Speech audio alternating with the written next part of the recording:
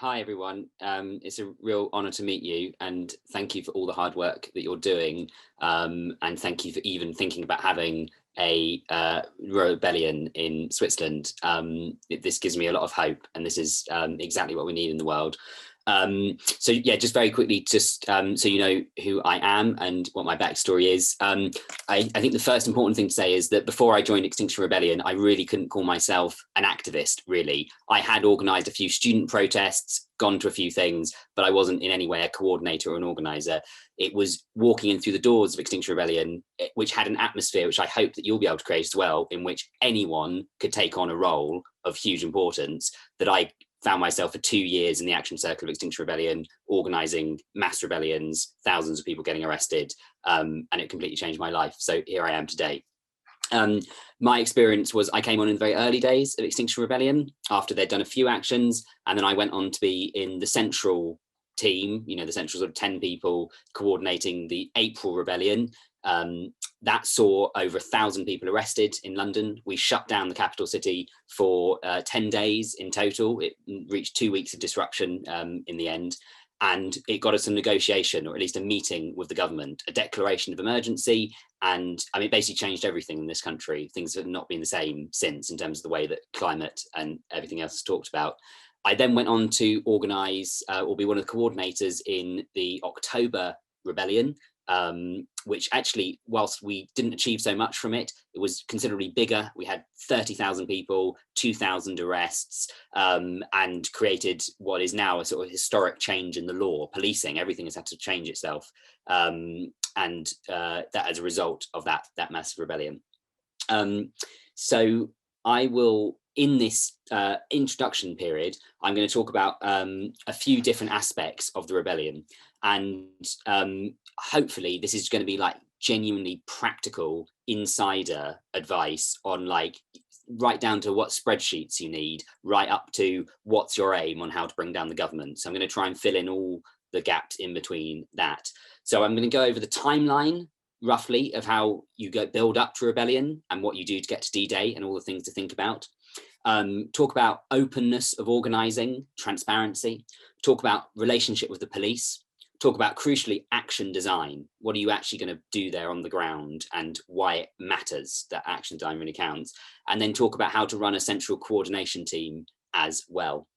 It's huge, organising rebellion, and there were so many people involved, and I was just one small part of it. I was just lucky to be in that central bit. So even what I tell you today is going to be, you know, a short introduction to it, and then please feel free to ask as many questions as possible, and there's a lot more to discover afterwards. Another important thing to say, since this is being recorded, in this talk, I will allude to many actions, but I will not be speaking too directly about my involvement in any of the spicy actions, as I have a number of court cases ongoing at the moment. I'll allow you to draw your own inferences of how I was involved or otherwise, if that's okay with you. Just before I carry on, how is this speed of English for you guys? Good, bit slower?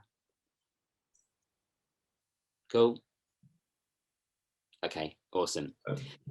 If anyone feels a bit lost at some point with the speed, please feel free to do this. It's not rude at all. It's actually good to let people know if it's hard to follow. Yeah. So feel free. Thanks. Okay, so the first crucial thing, just before we get started, is just to be absolutely clear what a rebellion is. It's not a protest. It's not a demonstration. The point of a rebellion is actually one very simple thing, and that is to make the disruption that you cause more costly for the government than the cost of doing nothing. Now, that can be in many ways. It might literally be financial, like traffic's not flowing through the city and resources aren't getting places and the economy is crashing. Great if you can do that. But it might also be reputational. They've arrested 500 adorable grandparents and priests and doctors, and the press is going, "You're bastards, you awful government, how can you do this?" And the government goes, "Whoa, this isn't worth it." But this is the point. You've got to raise the cost of your disruption above the cost of negotiating. And that's what you're there to do. And the point of rebellion is it's all or nothing as well. Every time we did our rebellions, the April Rebellion, the October Rebellion, and so on, it was always the last rebellion. We were here to get it done, all or nothing, keep going back over and over again. And it's crucial as you guys, as core organisers, that you actually work this out. Do you believe it or do you not? If you don't believe it, probably not worth carrying on, because that confidence will exude out to everyone else as well. And from the beginning, you've got to talk about this date of the rebellion as if this is the time you're actually going to do it. Now, obviously, we keep at the back of our heads knowing that we'll have to come back for more if not. But it's this kind of holding those things is crucial to inspiring the rest of the movement to actually turn up and do it. And the other thing to realize is that a successful rebellion doesn't work in a linear way. So 500 people turning up to rebellion versus 5,000 people turning up to rebellion. It's not like you can draw a line and go 5,000 was 10 times better. There's somewhere in there, out there, there is a number of people, and who knows what it is, but there's a number of people you can get arrested in the capital of Switzerland that will do it. And it may be 1,100 people. It may be 3,100 people, but there'll be a moment at which suddenly you get everything. Suddenly you get that meeting with the government and suddenly you win everything. And you won't know it until you get it. But you've got to push it to that point or you're never going to find out. So, timeline. First thing's most important, make the date open and public and say it over and over and over and over and over again every time you speak to the movement from at least 3 months in advance. That's the way we did it here. When I joined XR, it was actually 6 months before the April Rebellion, and people were basically already having it tattooed on their arm. 15th of April, be there, take 2 weeks off work. And it's things like that, take 2 weeks off work. You realize this is something different. This is something serious. I'm actually going to bother turning up to this because this is nothing I've ever heard before. So build a sense of inevitability. Use big phrases in your messaging, like we're going to shut down the capital. We even internally jokingly said, we're going to bring down the government. Now you can say this with a sense of humor, but also there's got to be a seriousness to this. There's got to be a grandeur of the ambition. When I first met Roger Hallam, he said to me, we're going to be there until Pret a Manger, that's one of the biggest sandwich shops in London, runs out of sandwiches. Like literally, like until like we were going to create, like we're going to shut down the entire city. That's what we're there for. And as long as you've got that confidence, people just flock to you. There's a magnetism to it because everyone wants to be part of this and they don't want to miss out on it. And that's crucial. Now, in terms of getting people to be involved, there's a lot of crucial things about how you do the mobilization step. And you've got a separate mobilization team, but one thing that's important for you to think about right now in terms of like the actual central organization thing is that participation is your most valuable tool for getting people involved. So if anyone turns up to a meeting, give them a role and trust people, have a radical trust with people. When I was there, I remember there was like, I walked in the door and Roger said, okay, so we need 4 sites blocked and we need a truck and a stage and famous musicians on the back of all of them. And it's going to last 2 weeks. And I was like, what? You're crazy. But I was like, that's crazy. You trusted me. So, okay, cool. And then like some guy walked in through the door and I was like, can you do sound? And he was like, I don't know. And then he found the solar panels and found the batteries. And there was this just like insane trust of just you. If you want to do it, I trust you with it. No CV. No qualifications. If you want to give something, you're part of the rebellion, hand it over. And the same works for when you're running the talk in mobilization. Don't just give the talk, get people to do a breakout and talk amongst themselves so they're thinking about why they're there, and always provide a next step. Don't just come to a talk. At the end of the talk, sign up to say you're going to form an affinity group and tell them when the non-violent direct action training is. Now, if you're not planning these already, that's the single most important thing, is to make sure that everybody does go to a non-violent direct action training. I'm sure you'll be doing these already and you'll have one, but it's crucial. And I think it would be so easy to mistakenly drop off the non-violence thing. But really, if you don't embed that from the very beginning, you're screwed. But also see it as something almost religious. When people go to their non-violent direct action training, it's like going to their baptism in the cult that is XR, right? Because they're now like part of something cool. It builds the excitement. They get their affinity group and they're building up. Now, in terms of that actual core organization, how are you actually going to pull off all these different sites? Turn that radical trust into something real, and it's a spreadsheet. And I know this sounds insane, but basically what we had for April, when we had 4 sites, is we had an identical Google Doc spreadsheet for each of those sites, openly editable, okay? So you'd hand it and you'd say, do you want this role? And they go, yeah, and get them to type their name into the spreadsheet, then they're there. When it was October and it was even bigger, what we did is we started with us, the core team. We then identified 5 people per roadblock, per site, as we called it, and gave them the spreadsheet. We suggested 40 working groups that they would need to fill. So that would include things like sound, power, food, arrestee support, and so on. and they find those people, and those people find people for their team. And so you have this pyramid effect that within about 2 weeks, we had gone from a spreadsheet that I created on Google Docs. In the April rebellion, we had about 100 organisers listed across 4 spreadsheets for 4 different roadblocks. For October, we had over 700 people all on these spreadsheets, all there. And we'd started with just me and the spreadsheet, handing it to 5 people, to 5 people, to 5 people. That radical trust went right the way down, and people felt it, and they got on board. And I'll talk more about this with openness in a little bit. Now, there are some things that you do want to keep completely central to provide just the basics, right? And what I can do, I can actually give you those spreadsheets if you want, which has a list of suggested working groups that you need for rebellion, because it was pretty useful. But just to give you a taste, the things that you should 100% just keep central to an office, and probably get a hidden office ready for the actual event. Only when the rebellion starts, have a hidden office. Before that, make it public and anyone can walk in, although it's COVID, right? So this is another thing. Central, media and messaging, always centralize it. Just doesn't work to have it given to the roadblocks separately. So you choose your own spokespeople, you handle press, you handle social media, all from a central place to keep it consistent. That also means if anything goes wrong, like someone is violent, you can quickly disown it and say that's not XR. And that's the best way to decide. So media and messaging's got a big power there in that respect. Sound equipment and power. During the April Rebellion, I don't know how it happened, but some guy walked through the door and we said, can you do sound? And he was like, yeah, right. And then we had a solar farm of solar panels set up in the middle of the road, powering batteries and taking those batteries out. It made sense for that to be central, right? And that was handed out to the different roadblocks. Same with food, central kitchens, hand them out. Performers on the website, sign up form, and then give them a list of the sites to go to. So you've got a big pool. We had a few thousand people signed up as performers. The other ones is police station support, really worth centralizing, so you make sure they're all covered. Banners and flags, you want a good look, right? So that's worth just printing all of them central and making sure everyone's got a good supply so they feel visually part of Extinction Rebellion. And stages, we bought our trucks and the boat central, and we did that all as a central team and then provided them to them. Now, the good thing about getting those things sorted as a central team is that means that the roadblocks themselves can have more freedom to be creative and do easier stuff that makes them feel like it's their own site. So just to be clear, in the April Rebellion, we had 4 permanent sites, and they matched the 3 demands and then 1 site that was, this is an emergency. And each of those sites was a different region of the country, took that. So it was like the Southwest, the West, the North, the East. And that meant that you knew you were going to be turning up to a site with people that you knew. Your affinity groups would naturally go there already, right?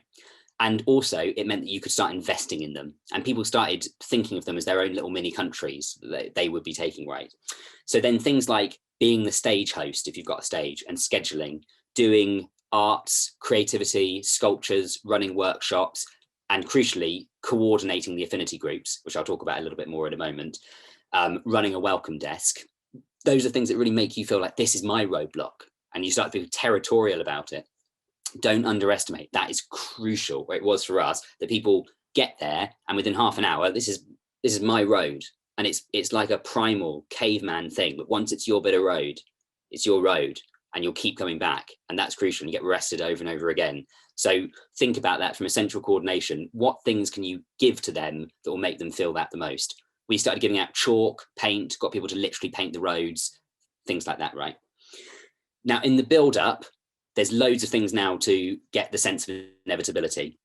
In terms of doing build-up actions, I mean, there's no science to it. All I know is that for us, we did a big action a month before the rebellion and a week before the rebellion. Both got national press, and both in the national press said they're doing a big thing on date of the rebellion. And that's useful, but that's why it serves it.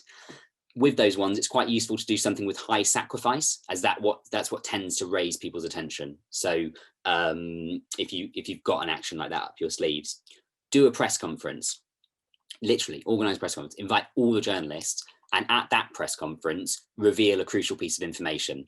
I'd suggest if you do that a week before or a few days before, you can say, reveal this is where the sites are to the press. And then they know which bits of the city you claim you're going to set down. And they'll be outraged. They'll be, oh my God, these bastards, these bloody hippies, these activists, they're going to shut down this bit. I was all over the international news pointing to this map like that. And what did that do? It meant the bloody map was all over the news, right? It's like literally they're advertising the rebellion for you, right? So you use that outrage to build it. Then you've got all your local groups doing paint the streets, all the posters, all the flyering, date. Doesn't really matter as long as it's got the date on there and take 2 weeks off work. Then you've got the sense of the ambition and the announceability. And there's this concept of prophetic promotion that's really important in here. There's an activist called Mika White who talks about this, who was one of the founders of Occupy. Occupy Wall Street was a great example of this, right? They didn't have a movement. They just had a poster that said Occupy Wall Street, but they said, we're going to do this big thing. And because it was big enough and confident enough, it happened afterwards. Now, in terms of like decision-making, what we said is that each site, once it's there on the ground, each roadblock then makes its own decisions about itself, right? So if you can make sure they've got their own action group, own action decision-making group, or you could do like each working group there for that site has a little council meeting and they meet every day to make decisions. But once it starts, the central team has no say over whether that site moves or leaves or stays, because that's really important to them feeling like they own that site themselves. And what happened in the October Rebellion is some of them joined up when they started to lose too many people, and sometimes they moved their roadblock altogether, but actually that lost that territorial thing, and so it didn't really work as well. Now, it is really important though to have a central action team meeting, because and you'll say, oh, it's not democratic to have this big, us sitting in an office somewhere deciding stuff, but actually having a separate group of people that's not holding onto a site and battling with the police to think a day ahead is a really good thing. And then that way you can come up with new actions or propose new things. If you're doing really well, hopefully you'll be able to do other actions a few days in, which raise the stakes and raise the spiciness. But there's no decision making about whether people who've got a site have to leave a site. Never. That's crucial. Otherwise you'll undermine the trust of the whole rebellion. So openness, talked a little bit about this before, but basically whatever you fucking do, don't let activist secrecy bullshit come in. Okay, so fake names, code names, kill them instantly, unless it's for a really small spicy action where it can't be known about, like 8 to 10 people, that kind of thing. It's an infectious disease that closes down the whole thing. When you go for radical transparency, there's a confidence in numbers. And so those 700 people we had on the spreadsheet for October had their real names, their email addresses, their telephone numbers on a publicly available spreadsheet, right? And by the time 20 people did it, then everyone did it, because you're like, what are they going to do? What, arrest 700 of us for being organizers of rebellion, right? We knew over there that there was no chance. And so that was really, really good. Now, obviously, it might be different. You've got to think about your own laws over here and take good legal advice about it. But for organizing a rebellion, you're just literally administratively, you're not going to get there if you're having to wade through code names. If you meet Francois in the hall and then he calls himself a code name, it just breaks down, it fragments everything. It's a killer, basically. And also, there's a morality thing behind this as well. We're saying we're doing this because it's morally necessary. We're not criminals. We're not sneaking around. We're not doing this kind of thing. It's not sabotage. We're acting out of conscience. And so that needs to speak through with the openness as well. This is for the core organizing of the rebellion. So do disclose locations. Now, just a story for the April rebellion, we, like, with days to go, still couldn't make up our mind as to whether we were doing 1 site, 4 sites, 2 sites, and another 2 sites. And we also didn't really know how many people were going to turn up. And I remember this meeting, at the very, I must have been 2 days to go, 3 days to go. And we're like, God, okay, well, let's just announce 4 sites, 4 roadblocks and see what happens, right? And luckily it worked. And then for the October rebellion, we announced it, as I said, at the press conference well in advance. My takeaway from it is it's better to just get them out there. Do actually say what you're going to do, because it gives people the sense of what they're turning up to. It's the prophetic promotion again. It shows the ambition and it's exciting. And I mean, what we found is, what are they going to do to stop you? You say, I'm going to block that busy road. And what are the police going to do? They're going to block it for you to stop you doing it. You'll sit down next to them on either side. We found the police never block the road first, because it doesn't make sense, because then you've achieved the disruption you wanted and you can just go and block next to it, right? So it does seem to be fine to announce the roadblocks in advance. Now, there is a difference though with two things. What we found: infrastructure, lorries, stages, cars, the pink boat, that's best kept secret. And it's best to try and keep the people doing infrastructure stuff as separate as possible from all the other organisation, and leave some say to people on all the other working groups, there'll be a stage, there'll be music, you know, there'll be something cool, but don't tell them what it is. Because for us at the October Rebellion, the second one, that's how they completely screwed us. We couldn't get the infrastructure in. They knew that that was one of the things that gave focus to a site. And so the minute anyone drove anywhere near, they got arrested just for driving in. And then they confiscated the vehicles, confiscated all the stuff. People built massive statues and sculptures and artworks for the October Rebellion, getting all excited. It was all gone within hours because they went straight for it. The same might happen to you, but still, if you've got a chance of getting those things in, that's best to be a bit of a surprise what time it turns up, or a surprise that even it exists at all.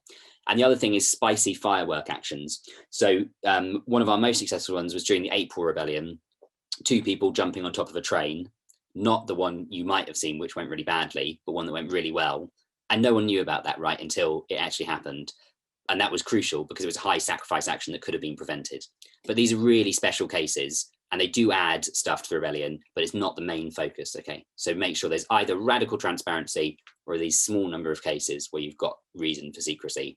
And in that, you're probably already using it, but use Signal, the app, and make sure you have disappearing messages turned on from the very beginning. Okay, so the police. What are you going to talk to the police about? Every bit of advice I give you is UK specific, right? So you've got to work this out yourself. But what we did over here is we emphasised, we spoke to the police as early as possible. When we announced the date, we had asked for a meeting with the police. And the crucial thing to emphasise is, over and over again, we have a right to protest.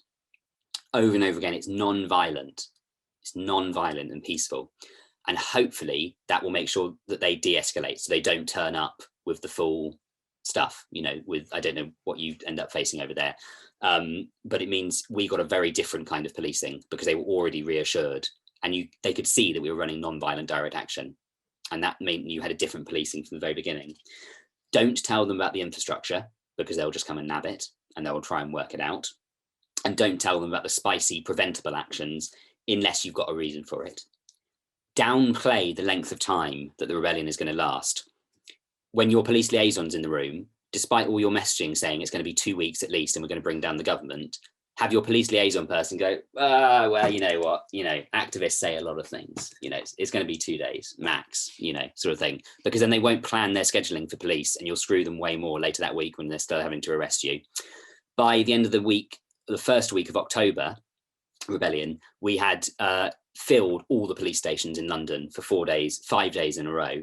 And they were having to bring police officers down from the furthest reach of the country, like 500 miles away, sort of thing, from Scotland. And we just kept going. And that part of that is because they just didn't expect it. So they hadn't scheduled it in advance. And this was a real cost of disruption, because it cost the police a load of money to deal with this as well. Eventually, this ended up being extra pressure because the police complained to the government, and this only emphasised the pressure on the government. Now, once the rebellion starts, your relationship with the police can be a bit more creative and deliberately disruptive, depending on how much you want to sacrifice your relationship with them. So keeping a good relationship is worth it, and having regular police liaison talking back and forth to keep things de-escalated and non-violent as possible. That's your priority. But if you feel you're able to, you could do things like we did with Heathrow.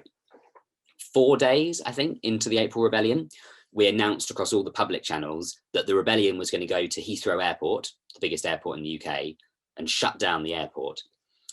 Loads of newspaper press, everyone freaks out. Oh my God, they're going to Heathrow, fuck. And we had loads of police liaison meetings with the police, like, yeah, honestly, the airport's going to be closed. It's going to be a total disaster.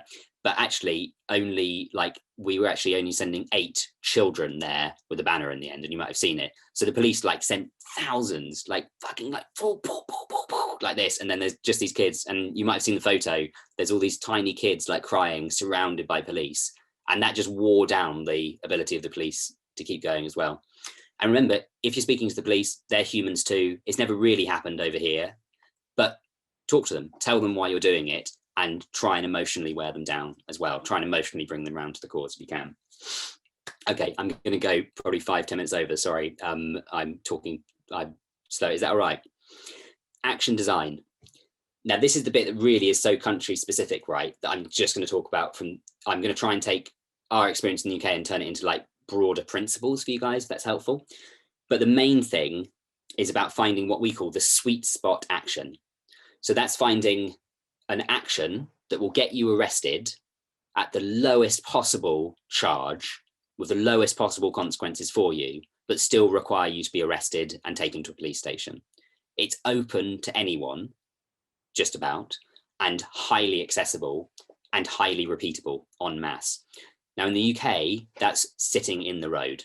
And we have a very basic charge called obstruction of the highway, or you get arrested for a public order offence under what's called Section 14, which basically means the police can set rules on where a gathering takes place and then arrest you if you're still there.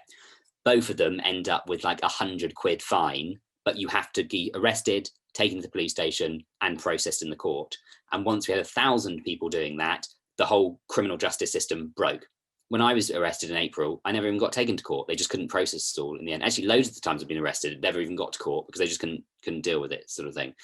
So if you push that further, that's a whole nother cost of disruption on the government, that pressure on the criminal justice system. But you've got to find that sweet spot action. Now, what you want to do, though, with the sweet spot action as well, is try and provoke the backfire effect. So what you want is to provoke an overreaction from the police. And this is the bit where the ethics and the morality of non-violence is very questionable. And my perspective on it will be different from yours and from someone else's. But broadly speaking, what you want, or what is unfortunately a good outcome, is if the police get very violent when you're very non-violent, right? And we can think of so many cases when that's happened. You can think of the Freedom Riders being beaten up in the United States, although that wasn't the police beating them up. You can think of the Vietnam against the monks. I mean, every time there's this big moment of violence against peaceful people, and happened massively in Serbia as well against Milosevic, the public sympathy can suddenly tip onto your side. And a good recent example of that is Occupy Wall Street. They had quite a lot of press for the occupation to begin with, but it was only when people started getting tear gassed in the eye that suddenly international news, everyone supports Occupy, because natural human nature goes with the people who are non-violent, and you suddenly are against the police. And now the reputation of the police and the government, and that's a cost. And now you're raising your cost above the cost of just having a meeting with you and negotiating. So you've got to think about what that is. Now, I don't know, but gathering from Francois' email, if you're going to be facing water cannons, you're going to be facing tear gas, you need to be really tactical about what this means. Now, no, I'm not suggesting that you put vulnerable people in the way of these things. However, the facts are, if a woman, a religious leader, a young person, a disabled person, if any of these people are willing to be on the front line of your roadblocks and find themselves in situations, this provokes a decision for the police. Now, when the protests against Milosevic were happening in Serbia, they were very open about always putting women on the front, holding banners. Decisions like this are blurry morally, but they're worth thinking about. Having photographers near people who are religious leaders, near children, near women, making sure that these things are catalogued. These are tactics that are really worth thinking about, because it's one single bit of video of someone being punched in the face with a baton, an old person being tear gassed, a young person being knocked over the water cannon. Whilst we never want those things to actually happen to anyone, if they do happen, it's only going to be beneficial to you if you've captured it and the international media knows about it. So if they're using violence, this is part of turning it against them. You never want to provoke them into violence. Obviously, we don't want that situation. But if you're preparing for it, think about how you maximize it to get that backfiring effect. Now, with this, think really carefully about what you use to hold the roads. Roger's position on this, and I tend to agree with him, is that the ideal thing is just people sitting down. We've done some protests recently with big tripods. Did you see our thing where we blocked the Murdoch newspapers?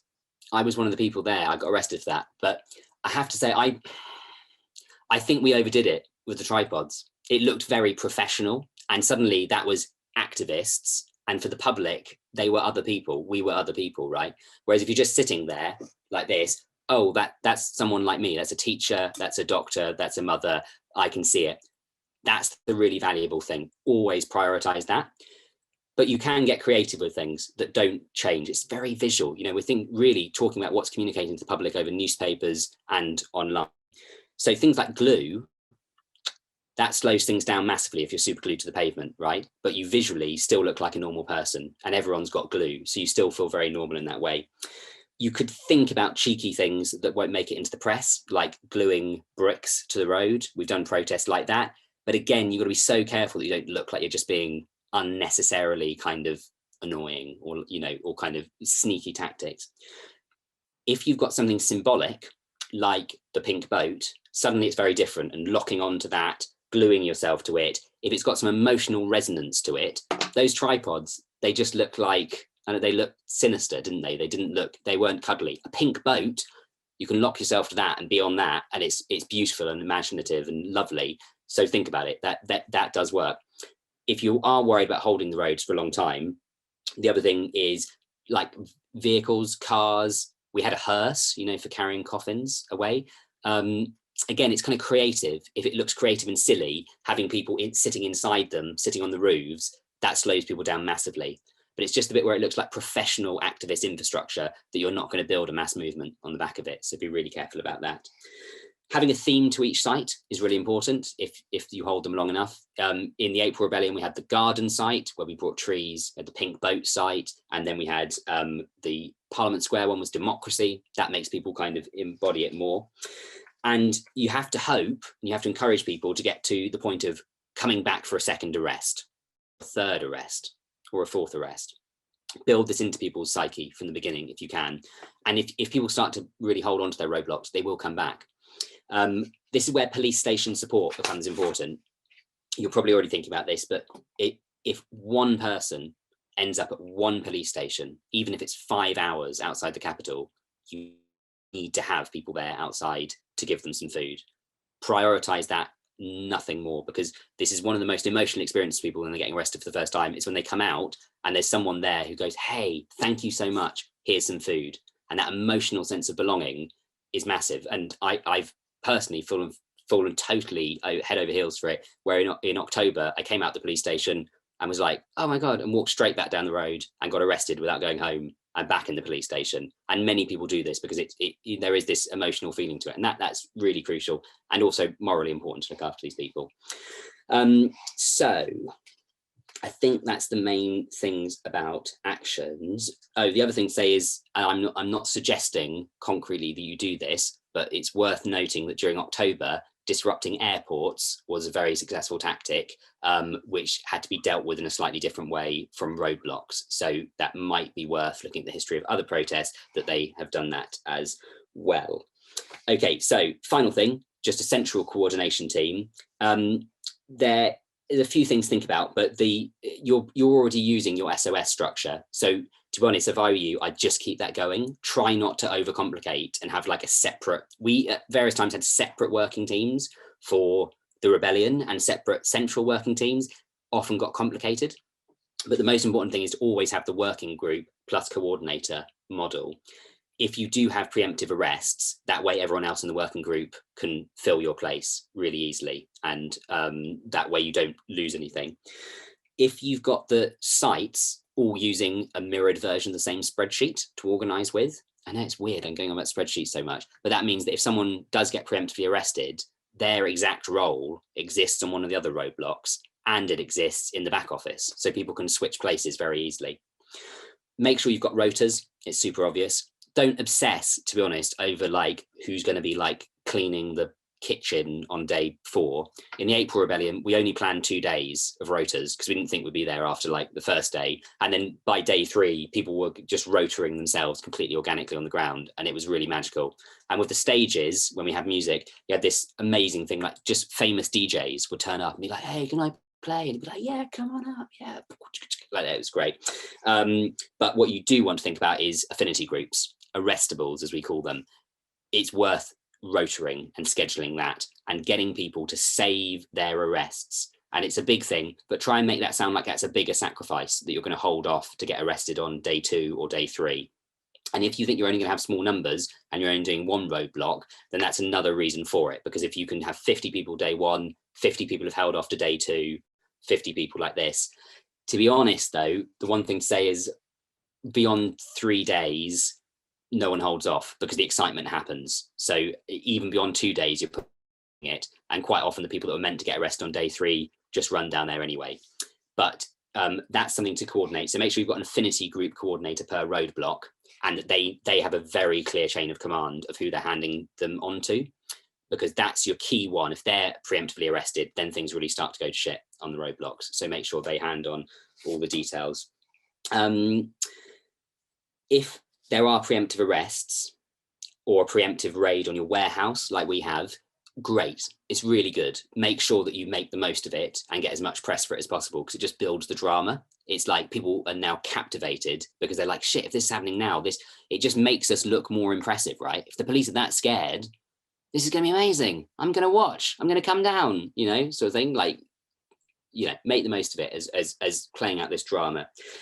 With a central coordination team, it's actually really worth being super clear from the beginning what they can and can't do.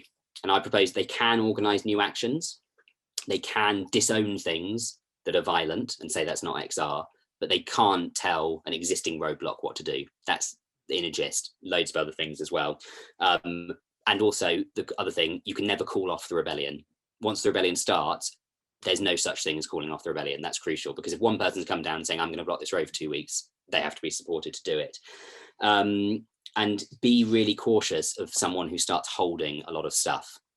They might be a police officer for a start. That's a possibility. Don't over obsess about it. You will never know. But also big egos are actually one of the biggest threats to good central coordination. So actually actively think about it, call it out, and make sure jobs start to be split so that there is that sense. If you start thinking about anyone and think, yeah, we can't do without them, find someone to double their role or put them in a working group. It's not just for the idea of preemptive arrests, which by the way never really happened with us, the preemptive arrest things, only super spicy actions. It's more just that the whole group dynamic won't work, and the minute you get into rebellion, that person will probably get arrested and they'll be out of it for 24 hours, right? So what are you going to do? You need someone to be able to easily swap places like that. And final thing is about the alliance of the willing. There was this idea for a while floating around that XR was like a democracy, like any action that anyone takes, we can all vote on and be like, oh, I don't think that's a very good action. Nonsense. From the beginning, it's an alliance of the willing. So if I and one other person want to go and jump on top of an aeroplane, as long as it's non-violent, I have a right to do that. And I'm going to go and do it, right? So make sure that you kill very early on any idea that you can have like a poll on Telegram where the movement votes on whether other people can do an action. You can go into the details of it, the theory, the philosophy, just practically speaking, it's just a nightmare, right? Because like, how do you have that decision making played out? And it also limits people's confidence and experimentation. When things were going well during the October Rebellion, whole new roadblocks just suddenly popping up all over the place, people doing crazy shit because they felt really free to do so. So the final thing, just fucking do it note. Just talk to yourselves right now and think about yourselves about the things that are certain. We're definitely completely fucked with climate change. That's pretty certain, unless something like dramatic happens. You know the carbon graph is currently going like this, and if we want to survive, it has to go like this. Protest will not work. That is certain. Symbolic actions on Shell, BP, on oil majors, on companies will not work. Turning up for 1 day or 2 days and then leaving will not work. The only thing that we think actually will work is serious disruption that makes the government act, that makes the government do this level of action. Is no guarantee that you have any chance of doing it, but the only chance you have of doing it is actually doing it as if it's possible. Because if you don't go out there with the confidence, even if it's just 50 of you to begin with, it will never happen. So those are the odds. You have to go out there, have a chance of doing it. So 50 of you, 10 of you, just go out there and just do it. Questions? Sorry, I went over a bit. No, that was great. I don't think anyone's going to complain about that. So I'm going to be moderating questions. So you guys can raise a finger if you have questions, and maybe we can have a special moderator for the yurt with a lot of rebels. Anyone would like to start? I'm gonna start where they get. Here we have a question. Yeah, excellent. Then you go. I can come closer. Okay, so thank you a lot for the presentation. One thought I had, so in Switzerland, we often encounter that due to the federalistic system, we have like different police policies that regulate it differently. So we have for example, the capital canton, we have a police that's very kind of pro-movement and very leftist, and they have a history of being very soft, let's say, with activists. And we have other places like in Zurich, for example, where the police is really known to even, attack kids, etc. So we tend to focus on the capital as it's kind of the political center. But at the same time, I would be interested on your view if it would be more important to really think about the images that we need and to also kind of think in that context about where do we have actually kind of a tension between how police reacts, how sympathetic they are, and what kind of images it could lead to. Sorry, I hope it was clear. Just for the context of Switzerland as well, if you're not very familiar with it, the political power is in Bern, but the economic power is more in Zurich or in Geneva. So there are three big centers, and not everything is as centralized as it is in the UK or in France. We tried a rebellion across different cities last year, and you didn't hear about it because it was terrible. It didn't work. So all I can say from the experience I've had is just choose one of them and throw 99% of it at that one of them, and throw 99% of it there at day one with a big bang, because that's your best odds of making big headlines. And one thing I didn't talk about is this idea of the runaway effect, which is like you get big. This is what we had with April, and it was magical. And we didn't actually have it with October, despite that we want to think about it. But at the beginning of April, we had less people than we had a week into April because it spiraled out of control. And by the last day, when they were trying to take the pink boat away, I remember running around the roadblocks and going like, who's here done a non-violent direct action training? No one. Who's here been to the rebellion before? And like, no one. They'd all just come down that day because it was like taking off. And so that's the big kind of impact that you're going to need. And that does just require like a central focus to the action where people from all across the country can jump on a train and like go in towards it. In terms of like what you're saying, that you might have a more violent response, again, I would never encourage you to deliberately provoke a violent response. But if you do have people that think they might be prepared to make the sacrifice to put themselves deliberately in that way, to make explicit the violence of the police. And remember that when it came to the Freedom Riders in Martin Luther King's time, they were doing this very consciously. They did go out there to provoke a violent response because they knew the science of it. Then I would think that works well as a build-up action to the rebellion in terms of that, if you're thinking about getting sympathy and getting attention to it. So that could work really well as use that in a week, a month beforehand. Thanks a lot, Joel. Are there more questions from the big room lined up? See someone crawling there. Hi there. You're on mute. No. I have a question according to the answer you gave before. What I always struggle with is what exactly do we need to disrupt? Because that's the most important question we have in Switzerland. For where do we have to go? Like, is it Bern, Zurich, Geneva, or something else? Mm-hmm. Really, yeah. What exactly do we have to disrupt?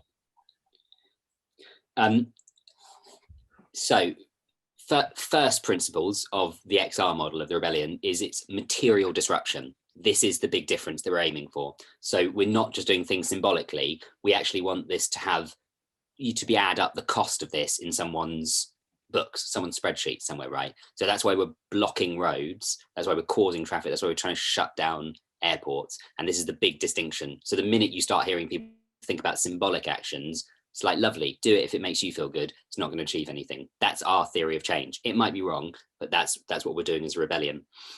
However, we have it lucky with London because we have the media, the government and finance all in one place. Of those, it's the media and the government that are the most important. And the media, probably the most important, weirdly, because they have this reinforcing cycle that they go, oh my God, this thing's happening. And everyone's like, oh my God. And then they turn up. And then it gets bigger and bigger and bigger, right? And it cycles out of control. We found really the further you go away from the media centre of London, the actions can even be more extreme and more impressive, but they just get less press and they get less attention. So it's a topic of debate, but what Roger always falls down on, and I would agree with it, is that it's that government media thing. So if I don't know if that's the case in Bern, if you've got the media there as well, but you're going to have to make a choice at some point, right? But don't think you can split it, because you've got that first principle of the rebellion just won't work split over two cities.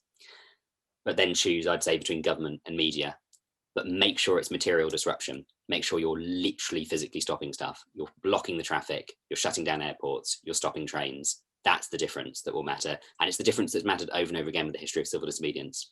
This is why a labour strike is so important. We could never organise a strike, right? But that's the point when the capitalist bastards who run the factory don't negotiate because it looks impressive seeing all their strikers standing outside. They negotiate because the machines aren't running anymore and they're not making any fucking money. So that's the crucial thing about material disruption.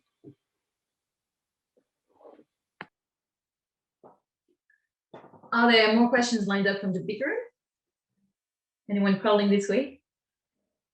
Okay, I'm gonna go with one of my own questions, which was all these wonderful people you described who just walked into a room. It sounds like the beginning of a joke. So are these people actually full-time on the organizing during these few weeks that they are preceding the rebellion? How do you get people to stop whatever they were doing a month in advance before the rebellion or whenever? Yeah, most of the people during the April rebellion in the build up to it were people like me. I was working one of those gig economy jobs. I could pick up work or not. And it was kind of like, I knew I would end up in my overdraft and I'd be really financially screwed. But something about the meeting I went to 6 months before made me go like, this is worth it. I'm going to live off no money. And I lived off food that people were cooking in the XR kitchen, which was a bit easier that we all had a central office that we were going to. So basically, in terms of money and stuff, we had money that we gave to people for living expenses, volunteer living expenses. But the crucial thing is it was always a very small amount. It really was like bare subsistence level, like enough that if you were sleeping on someone's couch, you could eat. And that is a bit brutal, but basically you will find that people who can give you the most are the people who have some living situation like that.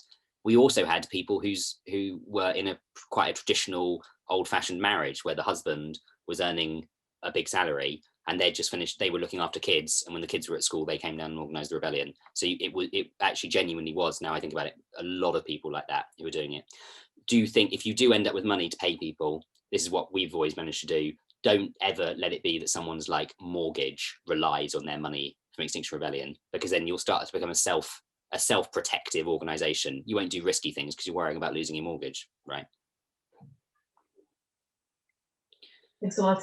Another quick thing to add, actually, like during the April Rebellion, we had a lot of people like organisers of music festivals or organisers of solar powered rigs for music festivals were inspired enough by the prophetic big ask that they would come and like give stuff, and they threw in a few weeks, or they would donate stuff to it. So there's that kind of big, yeah, inspiring ask thing. Just ask big and hopefully it will come.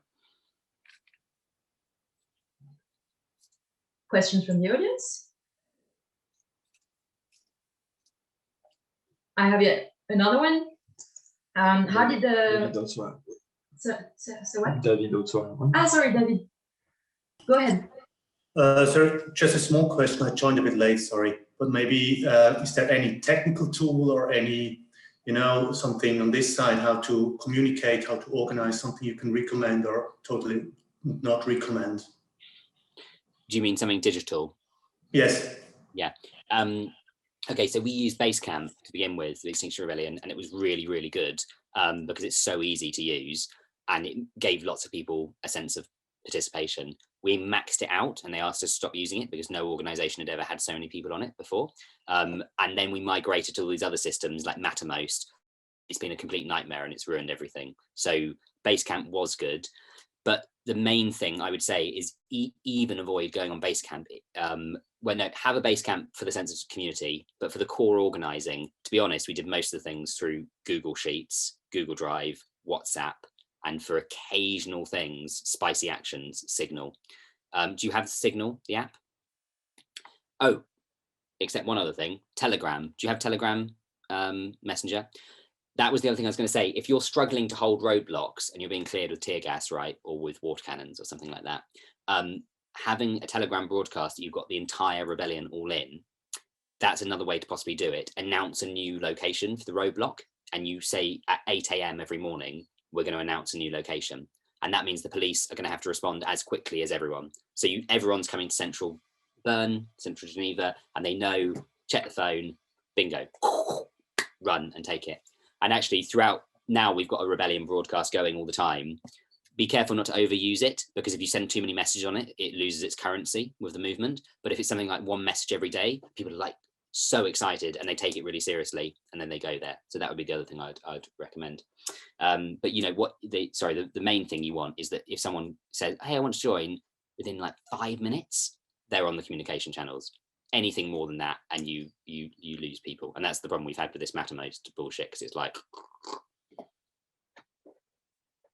those spreadsheets I talked about are all still live on my Google Drive, I think, somewhere. So like if the police ever decide they're going to do it, I'm screwed. So question. Oh, sorry. Yeah, I have a question about the organizations during the night, basically. So you had all these people converging into London, or did most people actually already live in London? Where did they sleep? Were they removed during the night? Tents removed during the night? That kind of stuff. Well, it's different between our April and October. In April, it was glorious because the police basically got it totally wrong in April, and they thought, we'll just arrest the people sitting in the roads, right? We can ignore everything else. And that meant that we had people camping on this lovely big area of grass by one of our sites, and it was like a permanent campsite, and it was idyllic. It was so beautiful. Normally a very busy roundabout, completely quiet of traffic, so loads of people in the campsite. And we also asked churches if we could use spaces, particularly their basements, and loads of churches let us, so you had a lot of people there. But a lot of people did rotas, so rotaring people overnight, I should have said that earlier, with affinity groups is a really important thing, like making sure you've got a bare minimum. Now, in April, because they weren't focusing all their energy on getting the trucks and the boats, the infrastructure, it meant you had fantastic, epic moments. Like 4 nights in, Waterloo Bridge at like 4 a.m. in the morning was down to like one person and the lorry, right? And he was like glued to the underside of the lorry like this, in this place that was really hard. And the police have got their specialist team coming in there to like get the glue undone, and it takes the police like 2 hours, and they're like fuck, and then finally they unglue his hand and pull it out, and Waterloo Bridge is now officially fallen, right? Because that's the last person to hold it. And the police, and dawn is rising, new people are going to be there any minute, and the police say to the guy like, okay, are you all right? We're going to arrest you now. And he says, oh, well, to be honest, actually my hand, it really hurts, can I just lie here for a minute? And the police are like, yeah, fine. And the guy gets super glue, bam, and he's back on, and he glues back on to the lorry. And then that extra hour held it, and more people turned up, and we kept it for like another 2 days after that. So that was a really lucky one. But yeah, if they're not with the October Rebellion, they were like, we'll just take the lorry, right? So they marched in, cleared everyone out the way, took the lorry, and it was way easier to clear things. So if you've got that infrastructure stuff, it can really help for the overnight, but make sure you're scheduling people. Coco, go ahead. Yeah, another question about arrestation, and more specifically when people go out of jail. In Switzerland, we have the case that the police just make around a big circle around the action place, and people couldn't come again on the action side. So did you have this this problem? Yeah, we were always bailed. That's what we call it over here, put on bail not to go back to the rebellion, but people just always broke it. I mean, not everyone did. Obviously, some people were like, okay, I've done my arrest and did go home. But I think you need to look into the legal consequences.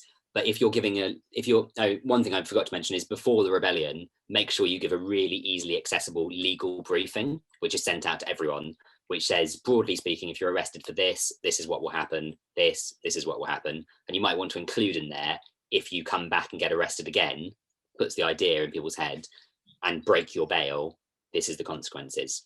So look into those consequences. And one thing to say is don't downplay these things to people. Don't lie to people and say, oh, I'll be fine, you know, sort of thing. Because actually, weirdly, quite often, if it's serious consequences, it makes people want to do it more anyway, because they realize it's a bigger act of sacrifice.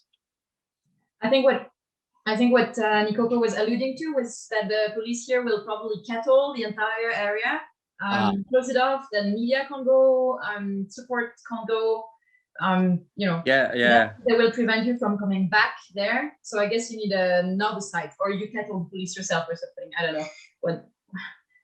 I understand now. Sorry, different thing. So yeah, with kettling like that, basically it's quite a good thing if that happens, because like in our last rebellion, we ended, well, I say this is a bit of a mean thing to say to those people, but we ended up with like 400 people arrested within a few hours, and loads of them didn't expect to get arrested because they were just turning up to kind of walk through. So they arrested a load of people who weren't expecting to be.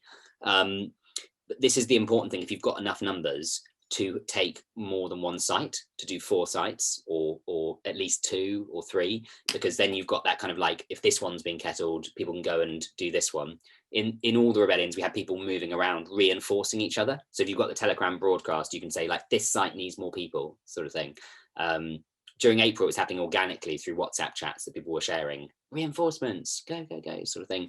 But the main thing is like, if you've got it into people's heads, the principal objective is to block the road, then you will just sit down outside the police, and then the kettle just has to move. You just have to move. So there's one thing I forgot to say earlier, which is like, when you're choosing your sites, material disruption is crucial, but if you want people to stay there, choosing some like historic or emotional significance to the actual place you choose to block is actually really important to get people to keep going back there. So just some random junction won't work in people's psychology. For us, we chose places in London that tourists would know and that meant something to everyone in the country, and that added something. So if they've kettled Waterloo Bridge, which means a big thing to Londoners, then you're going to fight for Waterloo Bridge. You're going to sit down outside of it and wait until they've moved so you can get back on there, sort of thing. So that's a really good thing with choosing that, because it will encourage people to have that kind of, this is my place.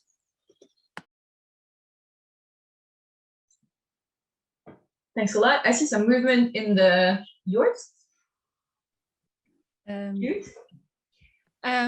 Sorry, my question is going to be a little bit off topic, but I just like to have a clear statement of view about this idea. What do you think about, like, in order to make sure to have a lot of people, like a mass mobilization of people on the rebellion, organizing authorized demonstration parallel to the rebellion? What do you think about this idea?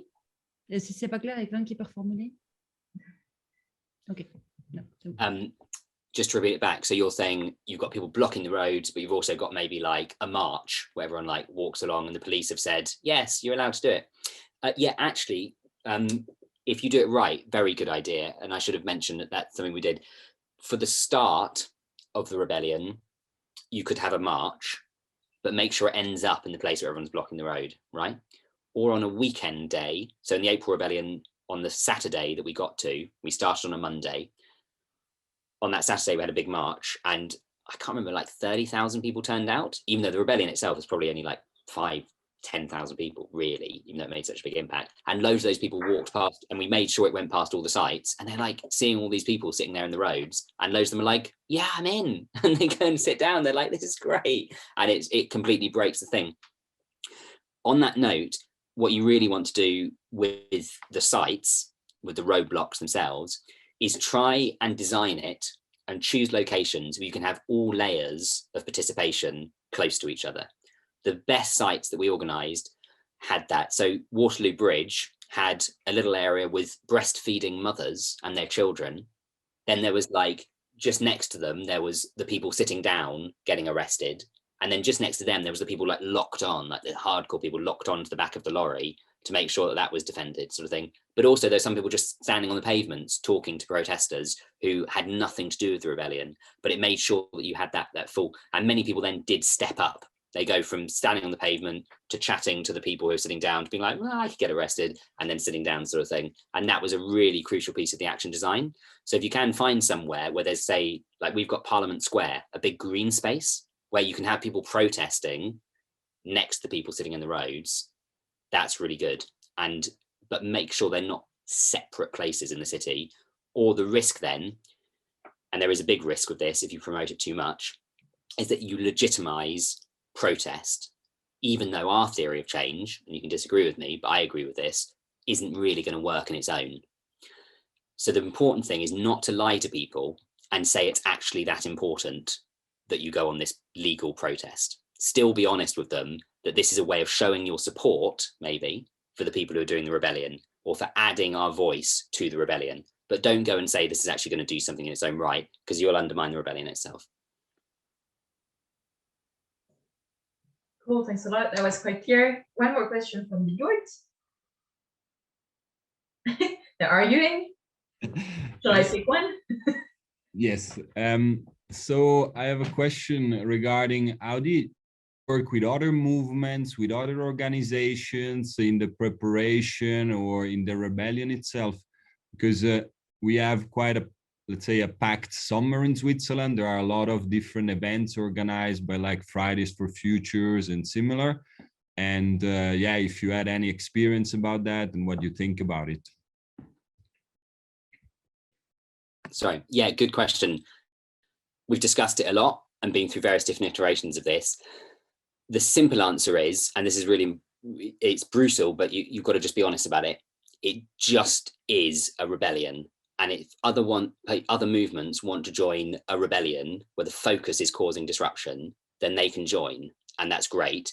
And if they want to join the rebellion as we're talking about it, brilliant. Work out, like we managed to do with a sub-movement called Animal Rebellion. Do you have Animal Rebellion in Switzerland? That was great because they were also there for the same tactics, same disruption tactics, but with slightly different demands. And we had an agreement like we'll have, if we get a meeting with the government, it will be proportional. So if you bring 3,000 and we bring 7,000, you get 3 people in the room, we get 7, right? Something like that.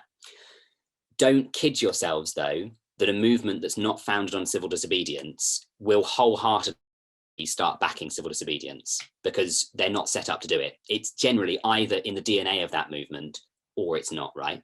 So you look at Black Lives Matter over here, I don't know how big it is in your country, but many of the people who started Black Lives Matter 10 years ago did civil disobedience. So it's still at the heart of the DNA of it. So then when you get a big flash moment like George Floyd's death, the chance of people sitting down in the roads and doing civil disobedience is there. Fridays for a Future, unless Greta goes and gets arrested, it's not a civil disobedience movement. It's something different, and you should show your support and you should turn up to it, but it's a different thing. It's just wholly different. And the same with Greenpeace or any of these other NGOs. Ultimately, if they're an NGO and they're well funded and they've got people on salary, forget about it, because they're worried about their salaries, they're worried about their funders, they're worried about their donors, and there's too much institutional weight behind it. They will never get on board. We lost so much time trying to convince Greenpeace to back the rebellion, and ultimately they can't, because they've got like executive directors, shareholders. Basically it's business, it's not actually a proposition. Now, that's the simple version. Just be clear, it's a rebellion, you can join it if you want, and we can talk about your participation in it. And that got us things like we had Global Justice Rebellion, we had a protest against a big rail line over here, HS2, we had Animal Rebellion, and they all became like rebellions because it was clear that they were taking part. But we did find some really good things like religious groups, but then it's better to make them Extinction Rebellion Christians, Extinction Rebellion Jews, and so forth, because it's clear it's a rebellion, right? And you're being honest with people about what this is and not kidding them that they can come along and do a little protest and that will still contribute something. And it's not because we disrespect that and say you're definitely wrong. It's just we don't lie to people about what our theory of change is. That's really crucial. We have had some successes, though, showing solidarity with other movements recently in the UK. We have a strong slavery reparations movement in London, calling for reparations for the slave trade that the UK was responsible for. And we were asked to participate. They invited Extinction Rebellion. So we gave money, we helped print banners, we designed banners for them, and we went and blocked the roads to allow them to occupy a bit of London. And that was really successful. But again, it was really clear it was their thing, and they invited us and we supported them to do it. And that relationship worked really, really well. The only time that XR in the UK has ever really been part of a movement of movements was when something came from outside that made us and other movements respond to it. And that's just happened recently. And there's a new bill, a new piece of legislation about policing, giving the police more powers in the UK. And now we've been on the streets with like 5, 10 other movements. But remember, the crucial thing is it's not a rebellion. We're showing solidarity. It may lead to some of those people taking part, but realistically, unless they're actually civil disobedience things, don't get your hopes up that they're going to wholeheartedly on their Twitter say, join the rebellion, because in our experience, they just won't. So don't waste your time on it, and don't beat yourselves up as well and go like, oh, we're terrible. We're such bad people. We don't participate. It's like, just focus on the task at hand, right? And see if you can get people to take part in something you believe will actually make a difference.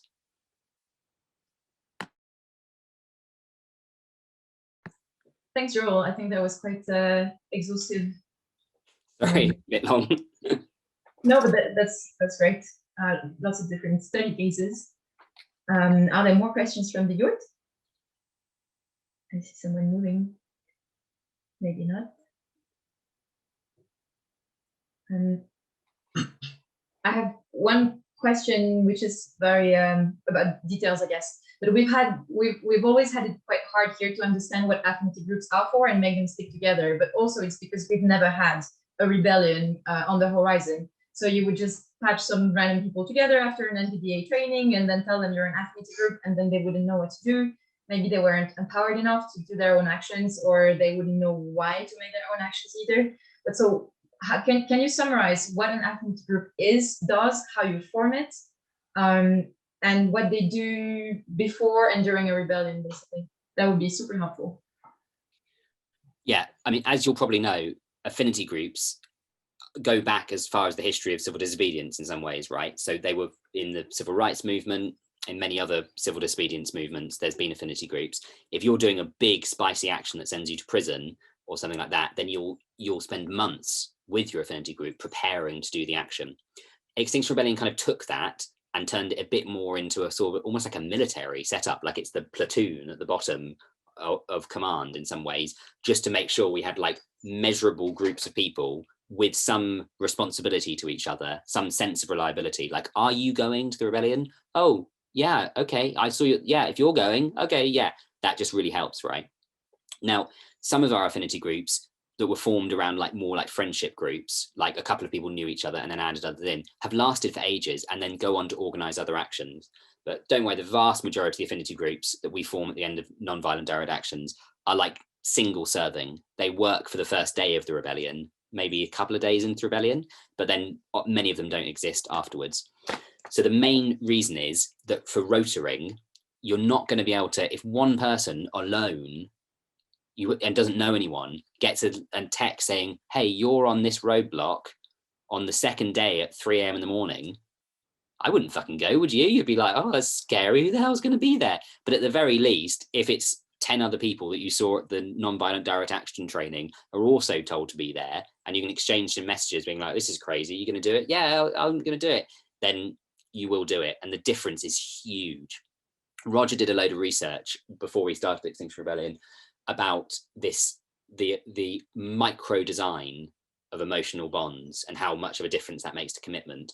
And like he found things right down to meetings where you shared food had a big go through to actually taking part in civil disobedience, the meetings that didn't share food, if amazingly. And the affinity group is a great example of that, basically. It's making sure that you use our natural emotional bonds to each other to give you the commitment to turn up there and to allow you to rotor those people to do it. That's the gist of it for rebellion, basically. And it allows you to measure how many people you've got as well. So the crucial thing. Excellent, thanks a lot. Can I just check, you know about the internal roles in an affinity group and like... Yeah, sure. Can you go over quickly? And then we have 2 questions here, I think.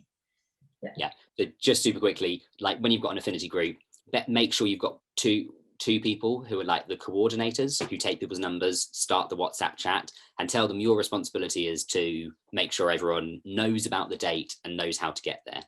Make sure you've got one person who's arrestee support, so they're not going to get arrested. They're just going to make sure that you take, if everyone is up for getting arrested, they take your number, communicate it to the back office, because that way, if you're there, that you make sure everyone who gets arrested will definitely get communicated to police station support, right? To make sure that you don't end up walking out of a police station alone, but also can be there to literally make sure like you've got water if you're all glued on or there's food and stuff. And then we generally have a well-being person in it as well. That person might be arrestable as well, but just literally to be like, to send loving, like nice messages like, hey guys, we're all doing really great. I know this is crazy, but like, you know, take a break, look out for yourself. Those are the crucial things basically within an affinity group. But having a coordinator who's the external point of contact, now you can plan a rebellion, right? So you've got 50 affinity groups, roughly, you know, realistically only about 3 of them get arrested. That's what we found, probably out of an affinity group of 8. But you can do a quick measurable of roughly how many affinity groups you've got. During the rebellion, by the way, we were quite successful in going like, oh my God, we're running out of arrestables at Marble Arch. Affinity group network, any affinity groups not doing anything, and you would get whole affinity groups quickly say, we can go, we'll take it, sort of thing. And then you've got a block of people to go and do it. It's a bit military, right? But it works. Cool, thanks a lot. Question from this room. So, hi, I joined halfway, so I'm not sure, maybe this question comes completely out of the blue. It was about the current strategy in XR UK. I had the impression at some point after the April rebellion and all the discussions, there were a lot of discussion about a deep strategy, and now they came up with this rebellion of one, which kind of changes the idea from one big mass gathering to more decentralized actions. And I was wondering what's your take on that. So I have the feeling that it worked wonderfully in end 2018 because sort of the society was ripe for it and the parliament as well. And then we got this emergency declarations very fast. But I'm wondering if the same would work now because the context changed. Also, the context in Switzerland isn't the same. So where are you at with these reflections in the UK? Yeah, I'll say for complete transparency, and I, having been in Action Circle for 2 years in the centre of XR, I'm now about 6 months into a break from central organising. Whilst I'm still, I know what's going on because I know everyone in it. So I don't want to talk as if I know exactly what those strategy processes in. It's only that through my social network of friends that I know what's going on. But the gist of how we ended up in the situation of these actions here is really comes off the back of the last rebellion that we organised, the September one last year, which I was still in core Action Circle for, being a flop. Basically, it just was like a total non-event. And that might have been for COVID, but it might also been, as you alluded to, that the moment had passed, right? Some people have theorised actually Extinction Rebellion is kind of a one-off event, and then it's a good network of more specific small direct action groups, which is a really useful thing to have as well. But it evolves through a rebellion into a network of people. I think Extinction Rebellion UK, we unfortunately have pigeonholed ourselves. I don't know if that phrase means we've cornered ourselves into being the extremists. I feel partly responsible because I was part of that press blockading the newspapers. But now I don't think we're ever going to be able to build a mass movement under Extinction Rebellion again in the UK. I really hope I'm proven wrong, but something dramatic will have to change. Something along the lines of like the entire Amazon burns down or something, or like we have a hurricane hits Britain. Some force of God will have to show that the crisis is bad enough that people mass mobilize all over again. I think so that's the negative view. The charitable view is that we've gone back into the phase that people like Roger and Gail and co were in before they started Extinction Rebellion, which is the experimentation phase. So now Extinction Rebellion UK is trying out all these different tactics, but they're very relevant to a country that's bored of civil disobedience and tired of hearing about Extinction Rebellion. So we're trying to find ways to refresh it completely. So we've had the window breaking action. I don't know if you saw that, which I thought was brilliant, but not much press. No one seemed to care. We've had people doing gluing themselves on in court in front of a judge, and it hasn't really made the press very much, amazingly. Hopefully Rebellion of One is a way to cut through it, but I think the really important thing is that there is this sense of experimentation and seeing and just trying out what works.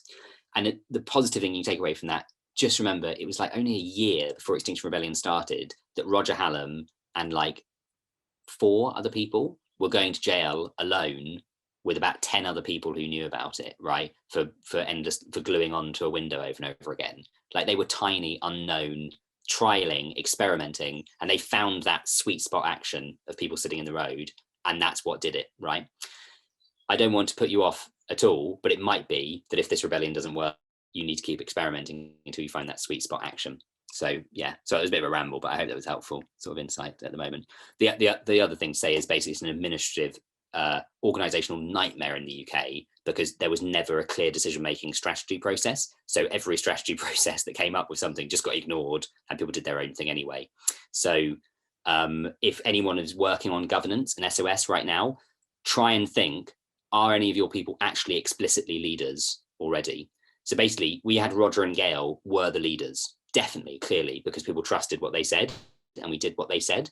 But the SOS structure, the decision-making structure, didn't recognize that they were in a leadership position. And so you constantly had the situation where there was no real clear thing. A strategy group democratically would come up with something, but no one would obey it. And people would follow what Roger did. But then people would get angry at Roger for making a decision because he wasn't officially in a leadership position. So I would say if you've got people who are clearly making good strategic decisions about actions, just try and actually see if you can put them in a role that makes sense to that. And then it's healthier for everyone to have it out in the open that there are some people taking leadership positions on certain things.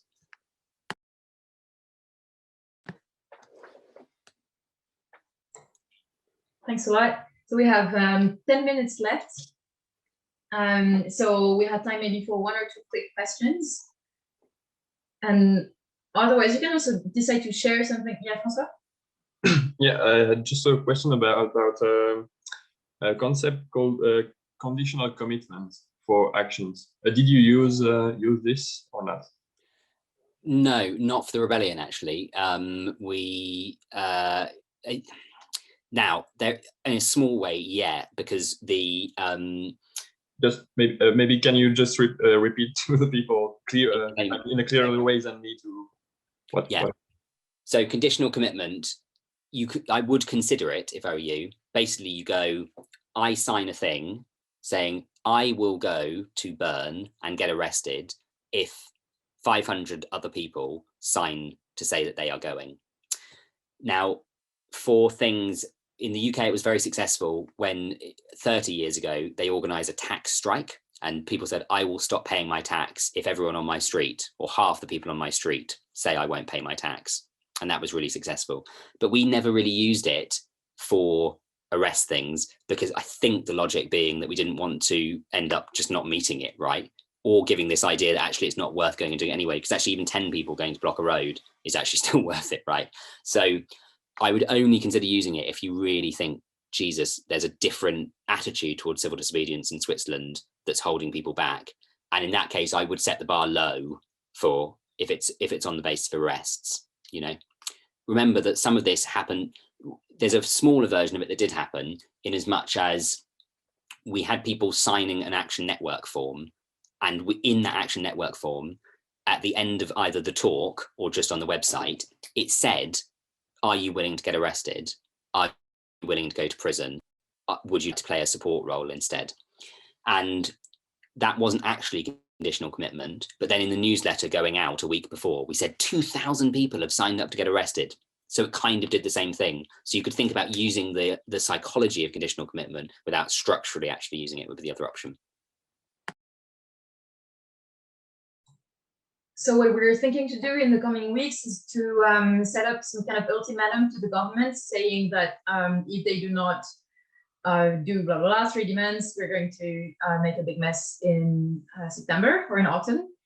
And we're thinking of coupling that with some format that is more like a petition, like an open letter that people can sign that says, if the government does not do that, I actually do think that civil disobedience is a proportionate thing to do. And the idea so far is not that people would say that they would themselves do it, but at least that they think it's a good idea and it's legitimate. So the idea would be that we can show this number to new rebels being like, it's okay, lots of people in Switzerland think it's actually fine. What do you think of that? Should we actually make it more into conditional commitment or not necessarily? We tried something and it got scuppered only because of internal politics in Extinction Rebellion, not because it wasn't a good idea. And that was a pledge system. Now, some activists have done it very successfully with like blocking a pipeline in the United States of America and stuff like that. And they've been, and Gandhi used a pledge. I pledge to go on this action or other. And I think it is worth considering actually, and making it very, the psychology of it is it's got to actually be quite formal. So you sign, I pledge to get arrested if, and the wording, like even think about putting it in old fashioned type font. I say, if the government doesn't do this, I will get arrested. In terms of getting people to sign it who are not going to get arrested, I just really would avoid that completely, would be my advice to you. What you need to find a way to do, and it's very difficult in messaging, is that if people can't get arrested for any reason, they know that having a support role or causing disruption in a way of like supporting the arrestables is still a crucial part of the rebellion. So we always emphasized every one person who gets arrested, there's 8 people not getting arrested who are involved to make it worth. And we are the rebellion, all of us. But the pledge, the getting arrested, is something the arrestables sign. And I think that really is the important thing, because the minute you start questioning the centrality of the arrest disruption thing, you undermine that confidence I was talking about at the beginning, that you've got to have the prophetic promotion quality that Occupy Wall Street had and other ones, where they said, we're going to do this. We're not going to do a version of it. We're going to do this, right? And that confidence is really, really important.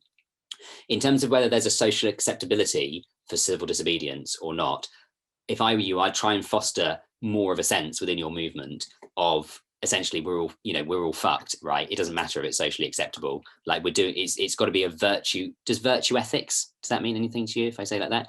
The morality, Roger is very good. You can tell I'm a Roger fan, but he says, neoliberal capitalist morality is, if I work this many years, I deserve a big pension at the end of it and a nice house, right? It's always cost benefit analysis. I will put stuff into society because I expect something back, right?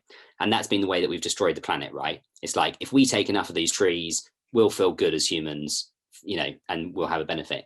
What you've got to move it to is the morality of doing the right thing, the good thing, being against the bad. It is the right thing to get arrested for this cause. It is the right thing to stand up in the face of the collapse of our civilization. It's the right thing to cause disruption.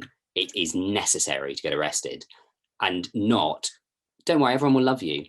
The consequences will be great. You'll get a hot boyfriend if you get arrested, or like your mum will think you're great. Then the whole thing starts to fall apart. Tell people it's the right thing to do. And that's why you're going to do it, even if you're the only person to get arrested. And then that confidence will ripple out. That would be my advice. But obviously, you take that as you will.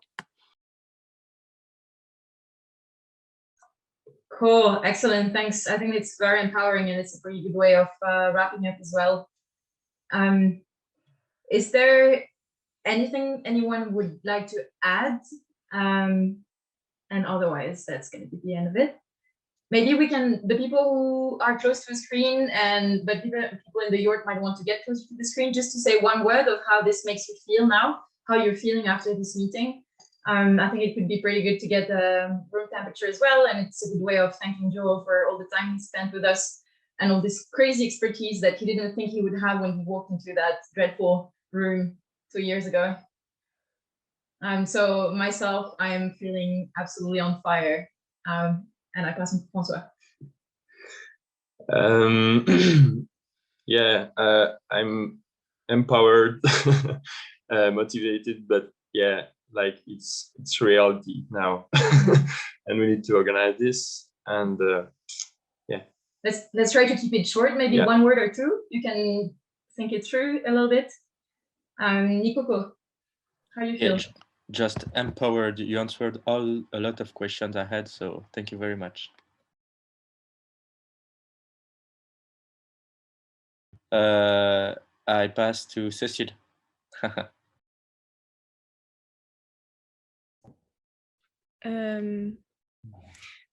Motivated, but comment tu dis pensif? Pensive. Thinkful, thoughtful, something like this. Passing thoughts. I got it. More people there want to volunteer words? Margot? Speechless. No, I'm like, yeah, speechless and Oh no, speechless and buggy. excited. Hein? Sorry, You're buggy. you're buggy. Ça va là. Bon, bah, voilà. No, try again. No. Decided to, I'm looking forward to September. Thanks. You're already exhausted.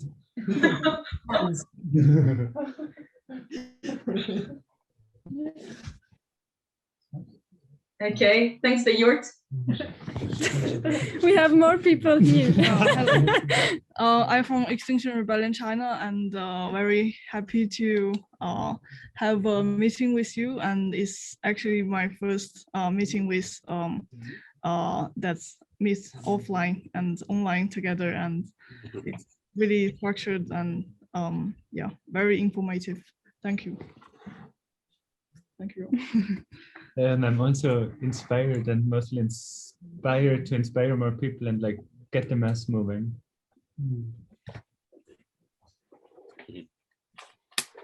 Good, The thanks. yours is done. Selina, the Yort is done. Very thankful and looking forward to be September.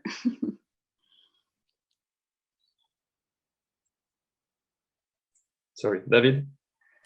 Oh, sorry, didn't understand. It was super inspiring. Thanks a lot. Great. Nikoko? No. I'm keeping private. Davidou, if you're there. Oh, unfortunately, I'm not sure he's there. Julian, if you can unmute yourself, if you're there. Shoot. Yes. I just feel re-strengthened in my beliefs, which were shaking a little bit lately. So thanks a lot. Thanks. Isabel. Yeah, and people in our room. Right. You wanna say that? I guess expectant. Expectant. Thank you.